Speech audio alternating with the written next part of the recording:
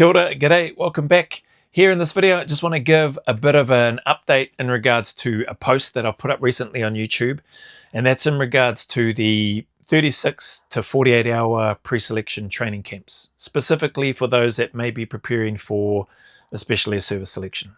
There's a couple other things, if I remember, I'll bring them up as well. But just focusing in on that first, the pre-selection training camp, camp pilot camp, because we can't call it camps yet because we haven't even done one yet, is geared towards primarily those that are seriously looking at wanting to prepare as well as they can for the SAS selection itself. So if you fit into that category, then what I've posted in a YouTube post with the information, that's what that post is about, and that's what this video is about. It's different to the reckoning. So I'll just speak very briefly about that because people have asked for an update on the reckoning, and I think I was asked for an update last week on last Friday's live as well. So the reckoning is still there. That's a 30-hour experience, scaled back version of what an SAS selection is like. So all the physical requirements that are in there are scaled back from what the actual requirements are for an actual selection itself. So that's always been the case because not everybody that wants to participate or that has expressed an interest in participating in that has been looking to prepare for doing a selection course proper itself. There have been a number that have, but there's been quite a few that have got no intentions of ever doing selection, but they wanted to have that experience and an opportunity to go through something like that to try to earn that reckoning t-shirt and to earn the challenge coin that comes with it. So that's still there, sitting off to the side. This pre-selection training camp, 36 hours, 48 hours, has got nothing to do with the reckoning. It's focused more on the educational component and elements to help people rather than focusing on the exhaustion. So there will still be some physical elements and work to be done, say physical stresses for want of a better term, but there is no pass-fail. So if you come dead last in something or you don't finish it within a time frame of what we're ideally trying to work towards during that camp, you don't get kicked off, you don't get removed, you haven't wasted your money. You still get to be there for that whole 36-hour, 48-hour experience so that you can collect your intel, so that you can get your information, so that you can assess and identify either things that you need to work on, things that maybe you can incorporate into your preparation that you weren't aware of prior to and during your lead up to selection training so far, and to pick the brains of, guys that are either current or former members and or that are currently still in the mix, so still serving. So with that, there's a whole bunch of, I suppose, value we see with that, and in terms of offering something like this. And just to give a little bit of background based on what I know, or what's been shared with me, is what I should say. In the past, there had been some training camps, similar 3 to 4 day training camps designed for serving military members who were looking at preparing for or going on to the SAS selection. When those, I don't know how long those ran for, but when those did run, what they found was that they were getting really high success rates. So upwards of around about 90% success rate in terms of passing selection for those candidates that participated in the pre-selection training camp, that 3-4 day camp prior to. So that's not a 90% pass rate overall for the selection, because you would have had a whole bunch of other aspiring candidates who didn't go through the 3 to 4 days. So just up to 90% success rate of those that participated in that 3 to 4 day pre-selection training camp. That makes sense to a degree in terms of if you can get the inside knowledge in terms of what's happening, why certain things happen a certain way, why there's no encouragement or feedback, what they're actually looking for, what they're prioritizing. When I say they, I mean the directing staff, what they're prioritizing and what they're looking at in terms of attributes, characteristics, traits, etc., behaviors, all that sort of thing. It stands to reason that if somebody can gives themselves enough time to participate in something like that, that you're going to come away with a whole bunch of knowledge and information that you never would have known before you went on selection. Now, with that, like with everything, it doesn't guarantee anything, right? It doesn't guarantee that you'll pass. It doesn't guarantee that that's how selection, that that's how selection is going to run, because the reality is every selection is always going to have its differences. There may be some things that stay fairly consistent and steady, but you're going to have different staff. You're going to have, over a period of time, you may have the different senior instructor, so how they used to run things may be different to the next person who comes in after a few years and how they like to run things. New badge members coming through and then them going through the pipeline and assisting on selection, they're going to react and respond and do things probably a little differently. So don't think that this training camp is going to give you a checklist, a play-by-play checklist of things that are going to automatically happen every step of the way during selection. That's just not the case. It is a condensed version of a maybe a course, for want of a better term, that is designed to help set candidates up, serious candidates up, with a better chance of success. So knowing what to be aware of, how to conduct yourself, etc. A whole bunch of those other things that I just mentioned, the whys around certain things and the how certain things are done, and then the what. All of that sort of information is valuable. If you don't think it is, well, then that's fine. This isn't for you. You just don't bother staying here. Don't bother listening to what it is that I'm talking about. So you go do you, and yeah, and all the very best regardless. But for those that don't necessarily want to do something like the reckoning, you know, they don't want to just get flogged for 30 hours. There is more to it than that, but hey, yeah, a large component of that, just you'll be in the hurt locker for a large amount of that 30 hours. This, on the other hand, is an opportunity, and I don't know if anybody's already doing this. Maybe there is. If they are, great. But I haven't seen it, and I'm not aware of it. So does that mean anything in particular? Not really, I don't think. But I see it as an opportunity to potentially bridge a gap, and some significant gaps in and for candidates who may very well be well suited to service in life within the regiment, but you know, for whatever reason might never apply because they just might have this different perspective or perception of what they think is involved, and or yeah, probably along the same lines. Oh, maybe not. Maybe those that do apply, that are on selection, but when certain things happen, and because they don't have that understanding of why this is happening and what's been assessed, and you know, maybe they don't have the tools in their basket that they can draw on to help them manage and cope through that. Maybe they talk themselves out of it, that the negative self-talk becomes so loud that they just go, yeah, this isn't for me, I can't do it, I shouldn't be here, and they quit. When maybe in reality, maybe they didn't need to. They could be really great operators within the unit, but because they didn't know, and maybe because they couldn't be bothered going back again, they never actually know, if that makes sense. Or they maybe not actually know. Maybe they think they know, but because they didn't have this information. Hopefully you know what I'm getting at anyway. I'm probably just confusing people now. Hopefully not confusing you too much. But in the camp, the pre-selection camp, you know, you'll have access to people that have walked the walk and people that are still walking the walk, as an example. So you'll be able to pick the brains. You'll have access to not only that, those sort of physical prep, the mental prep, your equipment prep, the attitudes and behaviors, characteristics, traits, all of that sort of insight, you know, that you don't necessarily see or hear about otherwise.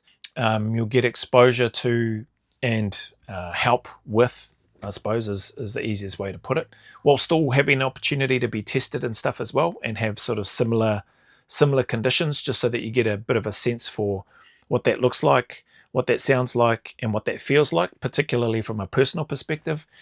How does that make me feel? How do I respond or react when that type of scenario or situation happens? Because it probably will happen on selection.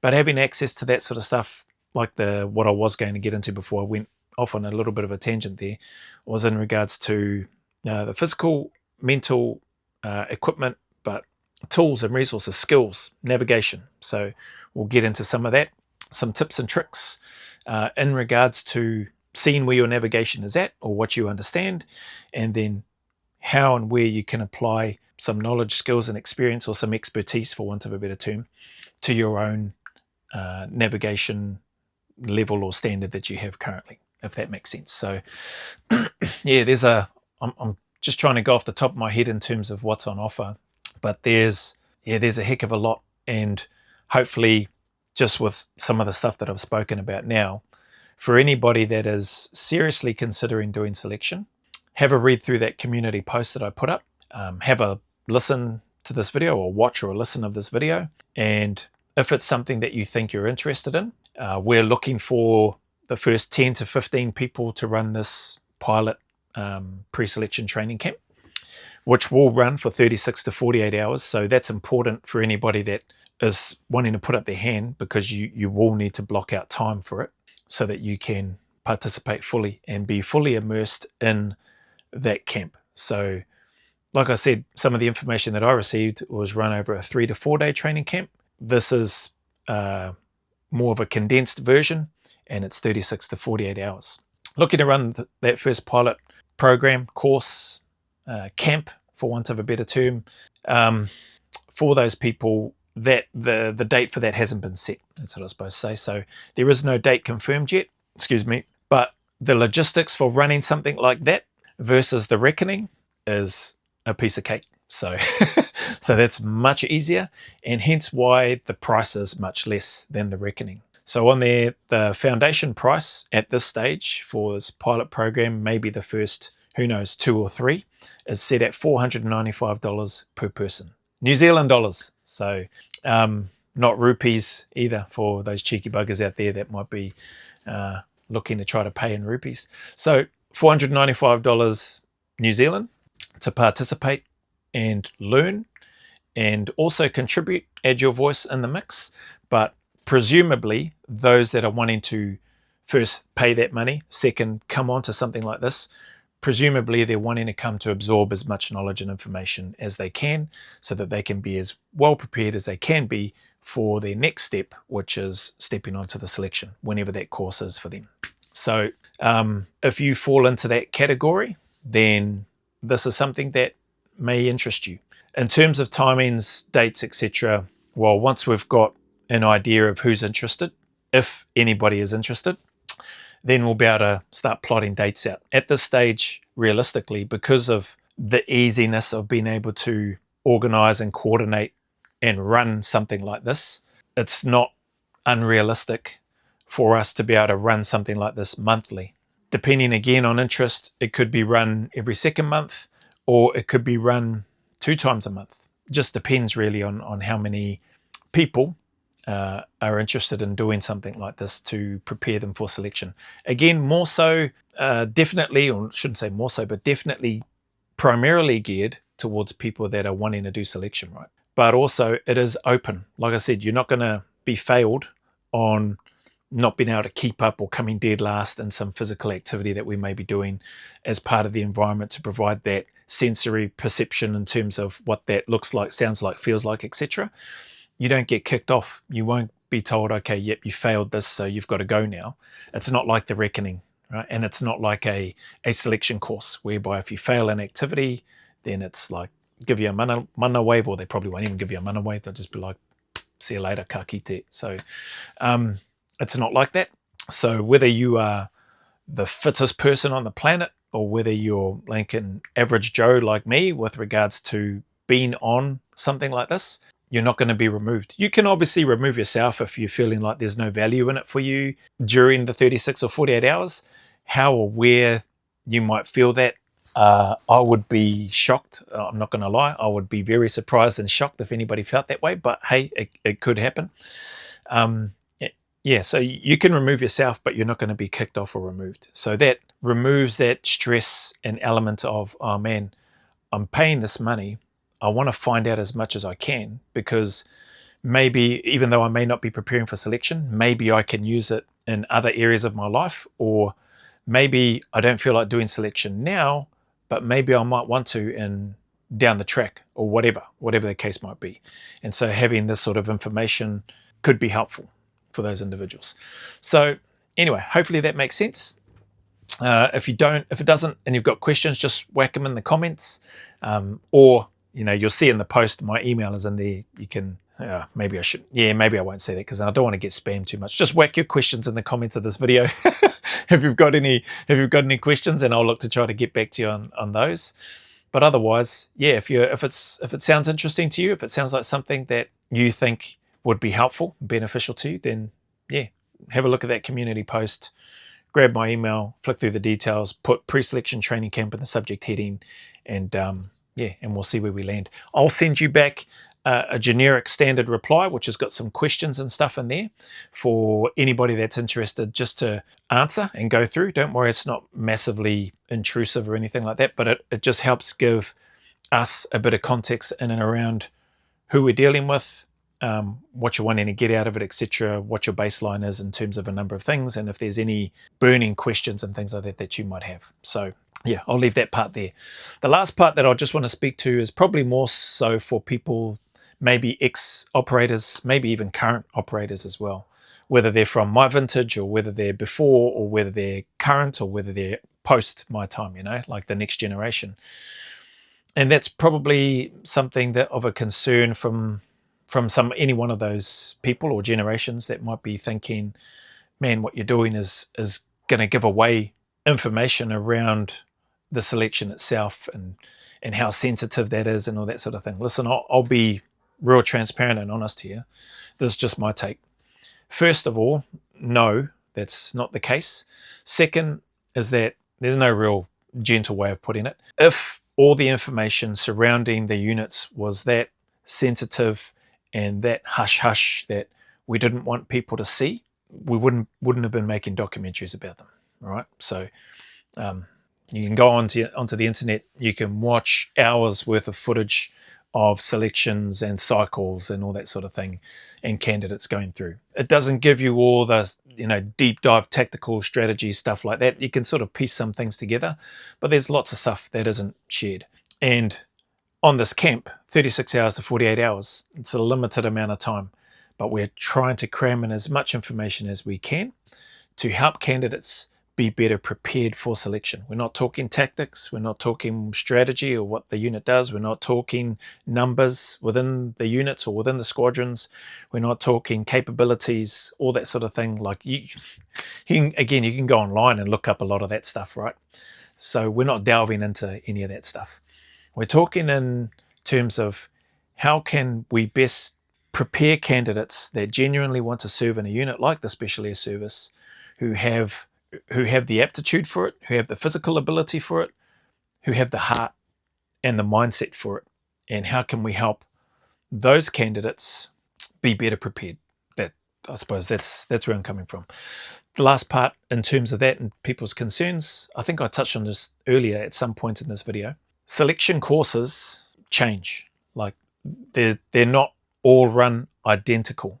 So how my selection was run in NZ in 98, or the selection that I did in 2002, I think 2002 or end of 2001, and then cycle 2002, something like that. In Australia, like it's run different now. Australia, as an example, they've got combined selection and they've got a whole process, expression of interest, SFET, SFAP, or whatever those terms are now, before you even get onto the selection, etc., etc. So processes, structures change, but the essence in terms of what happens in those units, what they're looking for, what they're assessing, the DNA, for want of a better term, typically doesn't change, right? So it's that sort of stuff that can help prepare candidates a little bit better from a mental and psychological perspective, I think anyway. But at the end of the day, you still got to put in the work, right? Nobody's gonna, what we can share and help with in terms of preparation in a training camp, a pre-selection training camp, we can delve into that physical, mental, equipment, etc., characteristics, traits, attributes. Yes, we can delve into that, but the individual still has to live those, still has to display those, still has to perform when the pressure's on, when the time is, when they're under the pump in terms of time, etc., etc. So yeah, this training camp doesn't eliminate any of that. If anything, I'd like to think that we would get more, and that when I say we, I should say that the unit would get more serious candidates, or more capable, more confident, better prepared candidates going on to the selection. So if the numbers are only 30 or 40 or 30 or 20 or 20 or 10 in terms of the numbers that they're getting, how cool would it be if those 10 or 20 that did an immersive 36-hour to 48-hour training camp went on to selection and passed. It might not look good from a outsider perspective looking in and going, oh man, that selection must be easy because they had 10 candidates going and all 10 passed. People will probably get the wrong idea. But the thing is, those people from the outside looking in would likely have no idea. That's if this happened, that in this scenario that I'm talking about, that those 10 candidates went through and participated in something like this. And I'd like to think that if something like this pre-selection training camp, which we're looking to offer, if it was successful in that way, and it had a flow-on effect to units like the SAS, I'd like to think that it adds value to not only that unit, but to the Defence Force in general. And yeah, who knows? So hopefully that makes sense. That's where I'm coming from anyway. Happy to be challenged and questioned on it, whether that's in a Frontline Fridays live. Somebody might want to jump on there and might feel very strongly from a different perspective that I may not have considered, and may want to, discuss, converse, let's say, or debate the rationale behind it and share their thoughts. And I'm open to that too. So definitely open to hearing people's thoughts, whether they are former members or not. And, opinions are like noses, eh? Everybody's got one. So if people want to express theirs, I've got no issue with that. Hence why I don't block any comments on my videos. So yeah, that's about it. Hopefully this video helps. Hopefully it makes sense and connects the dots between the recent YouTube community posts that I put up in and around the special announcement and what we're looking to do. So like I said, looking for the first 10 to 15 participants. It's not free, so you'll see that in the post as well. It's not free, $495 per person to participate. Much less in comparison to the reckoning, but you're paying for the information, the mentorship, the Q&As that will be there, the experience, being able to see, feel, and hear aspects of what you can more than likely 100% expect to see, hear, and feel during your actual selection, should you step into it, is, I think it's a fair and reasonable price anyway. Or we think it's a fair and reasonable price for what participants or candidates who choose to come on this 36-hour to 48-hour camp will get as a result. So, yes. That's it. I'm sure I've covered everything. That's nearly 30 minutes or nearly 25 minutes. Holy heck. Anyway, thank you very much for your time and support as always. I will post this on my Go Always a Little Further channel, the SAS Reality Check, and I will put it into the school community, which we have as well, which is up. Grateful to those members. There's only 7 members. Oh, actually, hang on. No, there's only 6. There's seven total because it includes me as the owner. So even though it says 7 members, there's 6. There's only 6 actual members because I'm the owner of it, and I suppose I'm a member, but I'm not. You know what I mean? Anyway, I'm not officially a member. So thank you for the time, the support, the encouragement. It's been awesome, man. So we'll see what happens. We'll see where this lands. The reckoning is still there. This isn't a pivot. So we're not moving away from the reckoning. I'd still love to run it. It is a massive logistic task to run though. But this one here might be not only an easier barrier or lower barrier to entry from a financial perspective, potentially also from a physical perspective, especially if somebody's not preparing for selection or not planning on going on selection for another 8 to 10 months time. And so, they may not be as physically prepared or capable as where they might like to be. So as always, the message is the same, regardless of any challenges, trials, difficulties that you or somebody you know might be going through. It's definitely some hard times out there for a lot of people. Just encourage you and encourage them, or you encourage them to keep turning up, keep staying in the fight, put one foot in front of the other and just take one day at a time. It is, in my experience, important to be kinder to ourselves because we can beat ourselves up to the point whereby it can feel like there's no point in coming back, eh? And so we don't want to get to that stage. So try to be kinder to ourselves, know that things can do and will get better. It's been my experience anyway, if we want them to. They can, they do, and they will get better if we want them to. So just stick at it. Ask for help if you need to. Go for a run or do some training. Do whatever it is that you need to do to help you get back to a better place. Talk to somebody if you have to, if that's what helps you. But yeah, the sun will shine again. And those better days are closer than you and I think. There is a light at the end of that tunnel. So just stick at it. Keep chipping away. No matter how miserable, lonely, or hard it might feel at this time, just stick at it. As always, go always a little further. Remember, who dares wins and who cares wins. And until the next video, there is a big mana wave coming from me to you, filled with my aroha, respect, appreciation, and gratitude for you all.